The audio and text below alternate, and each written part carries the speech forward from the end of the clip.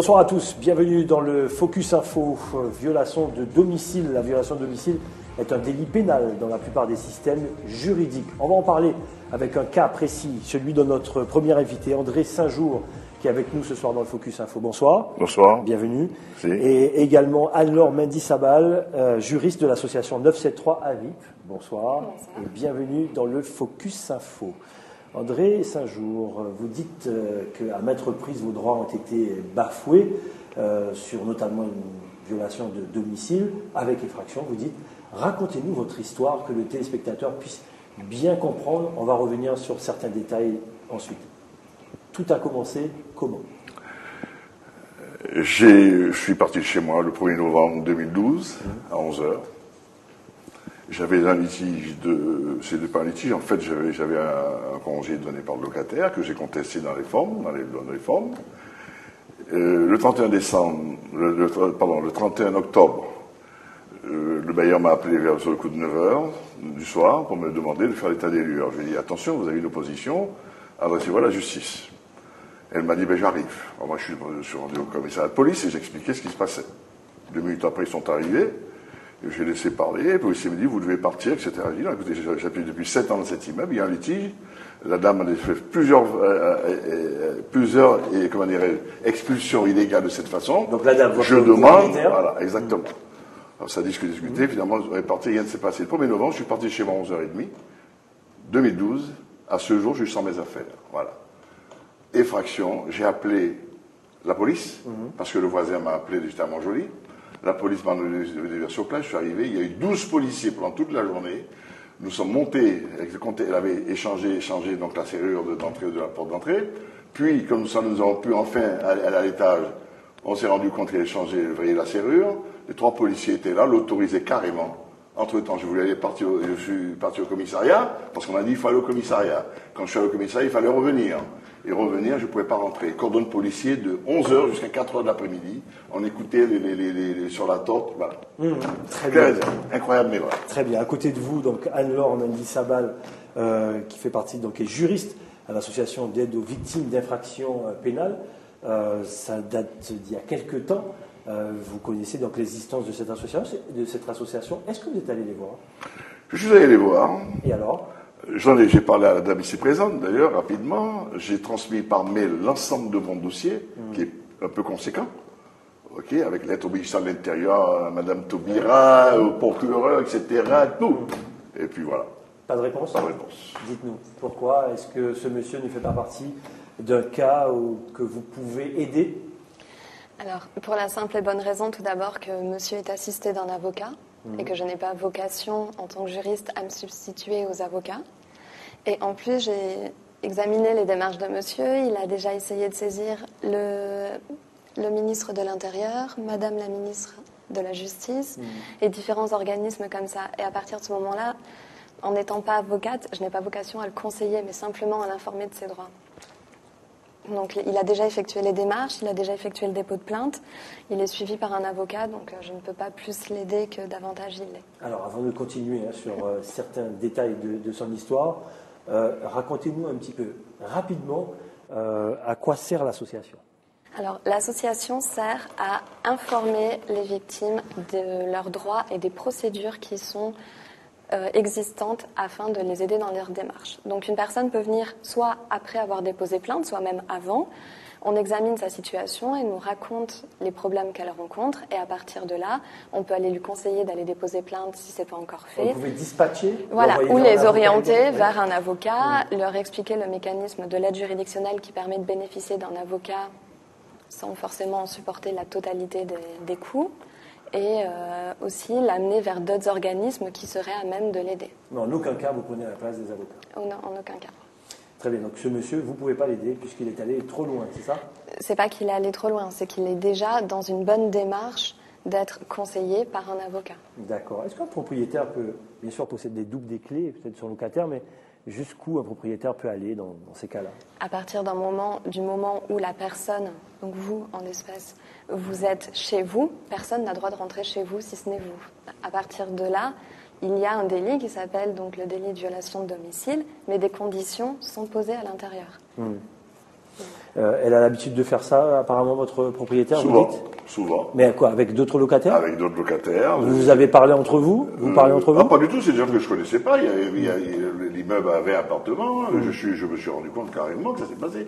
Et même une fois, je vais vous le dire, il y a un commissaire de police qui a eu des problèmes il y a quelque temps ici, qui l'a accompagné pour expulser quelqu'un, alors qu'il n'y avait ni huissier, et en plus c'était un étranger, donc il n'y avait pas la PAF, voyez-vous. Donc c'est incroyable. Et elle est connue pour ça, pour ces actions dans l'immeuble. Voilà. Intervention des policiers, apparemment. Ça ne s'est pas passé comme vous voulez. Mais non, moi j'appelle les policiers doivent m'assister, c'est pas du tout ce qui s'est passé. Et le refus de plainte tant à la gendarmerie qu'à la police. Ça s'est passé à 11h du matin, ça s'est passé à 5h du matin. Je suis allé voir les gendarmes, parce que mon avocat qui était Madame Donzenac à l'époque, le jour de cette violation de domicile de fait, était au cimetière sur la tombe de son mari. Elle m'a dit, écoutez, si les policiers refusent, vous allez à la gendarmerie. Je suis à la gendarmerie, il y a 4 ans, rien à faire, je suis accompagné d'une dame, rien à faire. Je suis revenu à la police à 5h, faites une lettre au procureur de la République. Vous avez eu 3 avocats. Pourquoi? 3 avocats. Apparemment, 3 avocats. Alors, vous êtes un client compliqué. Je suis un client compliqué, je suis un client exigeant, et j'ai été victime d'une injustice. Je veux qu'elle soit réparée. Et j'espère que l'intervention que j'ai ce soir, je ne suis pas un homme de télévision, j'espère qu'un jour, plus jamais ça n'arrivera en Guyane à quelqu'un. Parce que ma situation est la suivante, ok? Je n'ai plus toutes mes affaires sont là. Je vis depuis 7 ans dans cet immeuble, donc ça fait depuis 1er novembre, je suis sans rien, j'ai racheté des choses au fur et à mesure, je gagne 800 € de retraite après avoir payé 300 000 francs de retraite. On va y revenir, sur votre situation aujourd'hui. Quelles sont les personnes qui viennent vous voir, à la VIP? C'est quoi les cas qui reviennent le plus souvent? Ça dépend. Est-ce que le cas comme monsieur, en tout début d'affaires, on peut vous voir pour ça ou pas? Oui, j'ai eu des personnes déjà qui sont venues me voir par rapport à ça avant même qu'elles aient déposé plainte. Et donc, j'aurais expliqué qu'elles pouvaient déposer plainte, qu'elles pouvaient prendre, voilà ce que je vous ai dit tout à l'heure, qu'elles pouvaient contacter des avocats, leur fournir la liste des avocats et leur expliquer l'aide juridictionnelle. Et leur expliquer aussi un petit peu comment se passe la procédure, donc une fois que le dépôt de plainte est fait, c'est aussi au parquet de décider des poursuites qui seront données à l'affaire et qu'ensuite, si des suites sont données, il est possible encore là de faire des démarches. Pourquoi vous n'avez pas répondu au monsieur? Il vous a envoyé un courrier, apparemment il n'y a pas eu de réponse. Même si, on entend bien, mais au moins pour dire, monsieur, on ne peut pas vous aider, au moins cette réponse-là, non? Parce que les pièces, etc., j'ai pas eu le temps de les étudier, parce qu'il y en avait beaucoup. Il y a eu tous les courriers, les dépôts de plainte. Vous avez même écrit au commissariat, etc., et à l'inspection de la police. Et donc, le temps de tout étudier, il y a quand même beaucoup de documents. Ça prend pas mal de temps. Vous étiez trop pressé? Écoutez, ça fait 14 mois. Je vous ai vu, je vous ai transmis les documents. Ça a dû se passer dès l'ouverture de votre... Je veux bien, je veux bien. De toute façon, effectivement, là où... Bon, je vois pas ce que vous pouvez bien faire. Je suis presque d'accord avec vous. Parce que moi, j'ai moi-même tout fait. J'ai tout fait.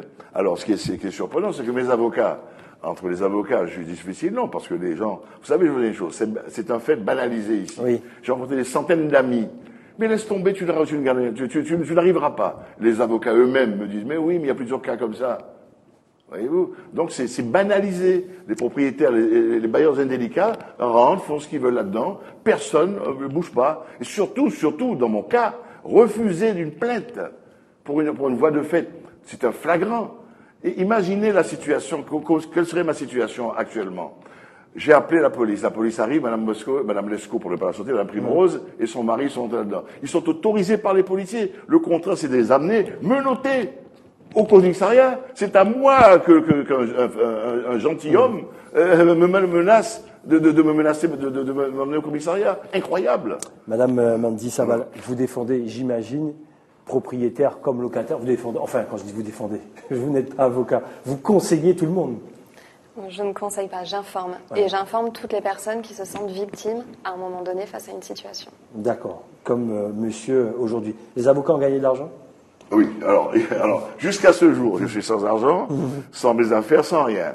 Madame Donzac a touché 2000 euros. Madame Page, que j'ai dû destituer également pour collusion avec la Veulin, a touché 1500 euros. Eh bien, moi, toujours rien. Bah, attention à ce que vous dites, faut être sûr. Ben, hein. elles peuvent venir, voilà, les dossiers sont là. D'accord, pas de problème. Absolument, absolument. Vous voulez que la loi change? Vous avez écrit à Christiane Taubira. Alors, je suis en train de faire un courrier à Mme Taubira parce que je sais qu'elle s'occupe bien de faire changer les lois. C'est une chose importante. Il faudrait que la loi change. Pas actuellement ce qui se passe. Dans la mesure où un bailleur, il y a une version de domicile constatée.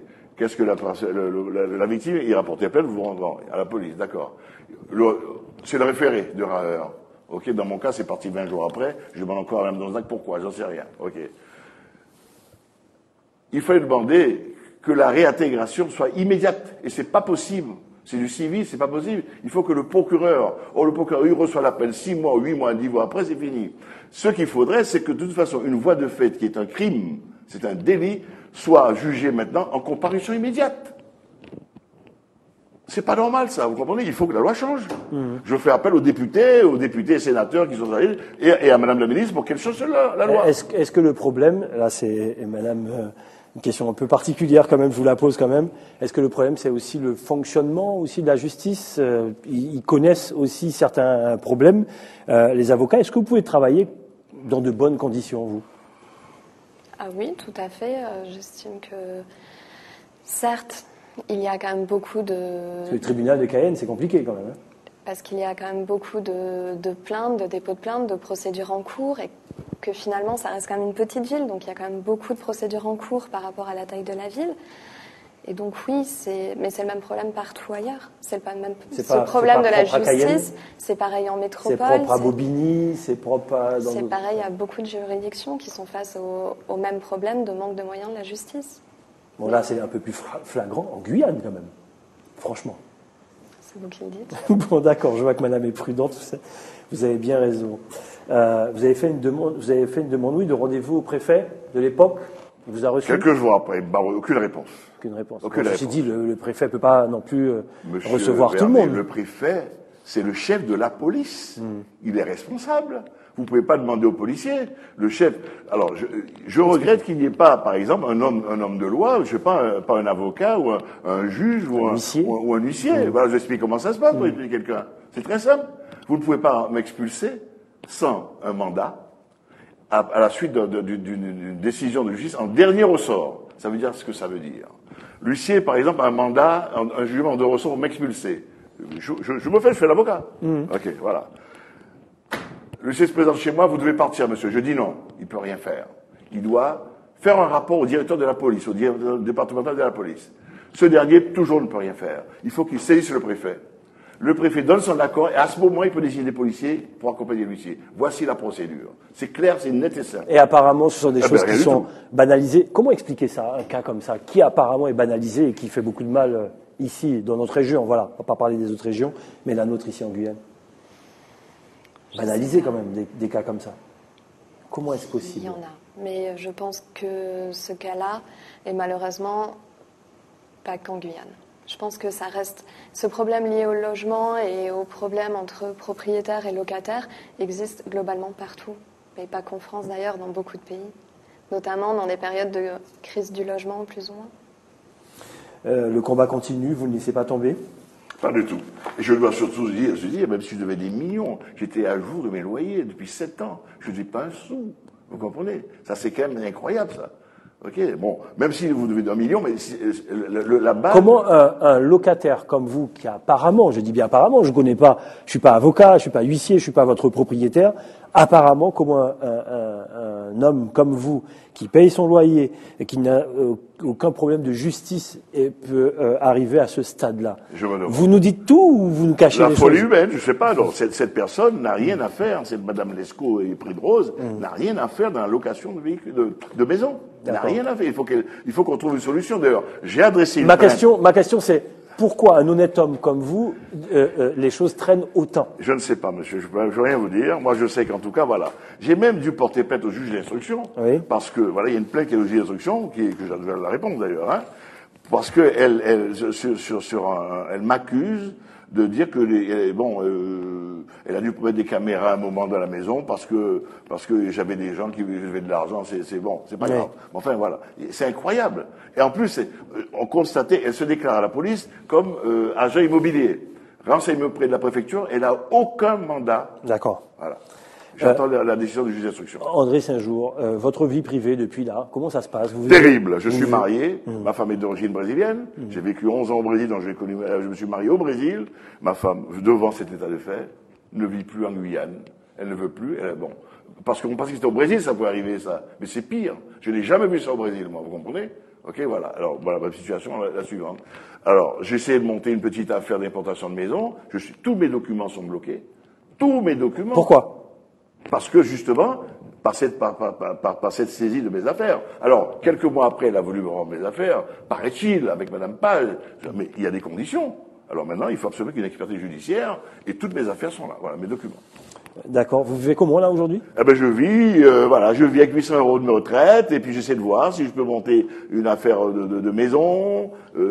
J'ai 600 loyers. Mon épouse, grâce à un an, m'aide. Et puis j'ai des collègues, qui de temps en temps, voilà comment je vis. Voilà. Donc voilà comment vous en êtes arrivé là. Je suis peut-être mieux. Je ne suis pas comme la dame qui est apparue dans une émission concurrente sur Oui. Bon, parce que je suis d'une autre trempe tout simplement, voyez-vous. Sinon, j'aurais pu être RSA, peut-être comme ça, voyez-vous. Moi, j'essaie malgré tout de m'accrocher et je crois en la justice. D'accord. Ça va éclater un jour. Ok. Très bien. En tout cas, j'espère que cette émission-là permettra de faire avancer les choses. On va pas se quitter avant de donner le rendez-vous, les horaires chez vous à la VIP. Comment on fait pour prendre rendez-vous, venir vous voir? Ça se passe au tribunal même? Alors, j'effectue des permanences au tribunal au sein du bureau d'aide aux victimes, mais aussi au commissariat de Cayenne, à la gendarmerie de Rémire et à la gendarmerie de Matoury, certains jours. Et le mieux pour me contacter, c'est le numéro de téléphone, donc directement sur le portable de l'association 06 94 95 34 03. Voilà, donc la VIP, Association d'aide aux victimes d'infractions pénales, et on a bien compris que vous êtes là effectivement pour conseiller toutes ces personnes. Écoutez, André Saint-Jour, merci. Juste une précision. Allez-y. Il faudrait que les policiers et les gendarmes arrêtent de refuser des plaintes. Ok? Parce que c'est monnaie courante, ça. Voyez-vous, c'est monnaie courante. Déjà, une plainte enregistrée, elle va atterrir chez le procureur 6 mois après. C'est pas grave. Mais ça, ce n'est pas normal. Parce que toute la difficulté du dossier qui traîne, c'est parce que le procureur général, jusqu'à maintenant, je suis débouté, parce qu'il n'y a pas de preuves selon eux. Alors qu'on va référer comment dirais-je, j'ai 6 témoins. Vous voyez, c'est ça. Il faut que les policiers et les gendarmes arrêtent de dissuader de faire des plaintes. Ça m'est arrivé bien avant, je sais bien, mais ça c'était grave. J'ai les noms des personnes. Il n'y a pas de problème. J'ai demandé à l'IGPN, l'inspection générale de la police nationale, puisque le commissaire m'a écrit en me disant que c'était moi qui avait, c'est la dame qui avait appelé. Rentrez pas dans trop de détails, on va s'y perdre. Non, d'accord, appelé la police. J'ai demandé à l'IGPN qui me contacte et pour faire écouter les bandes. D'accord. Voilà. Très bien, on a bien compris. J'espère en tout cas que les choses vont avancer. Vous nous tenez au courant. Je vous tiens au courant. Si les choses avancent, si vous retrouvez également votre appartement et toutes vos affaires à l'intérieur, bien sûr. André Saint-Jour. Ça fait 15 mois maintenant. On sait jamais. J'espère, on sait jamais. André Saint-Jour, Anne-Laure Mendy-Sabal, merci en tout cas d'avoir participé à ce débat du Focus Info. On donne rendez-vous demain à la même heure. À venir. Je vous remercie beaucoup. Pas de problème. À venir, Christian Scott, ce trompettiste de légende qui était venu lors du dernier Cayenne Jazz Festival. À l'occasion, nous l'avons rencontré, il nous a raconté un petit peu sa vie musicale. Il y aurait enquête exclusive également. Et puis, j'ai rencontré pour vous en fin de soirée avec Léon Bertrand, le maire de Saint-Laurent du Maroni. Mais tout de suite, le journal de TF1. Excellente soirée, à demain.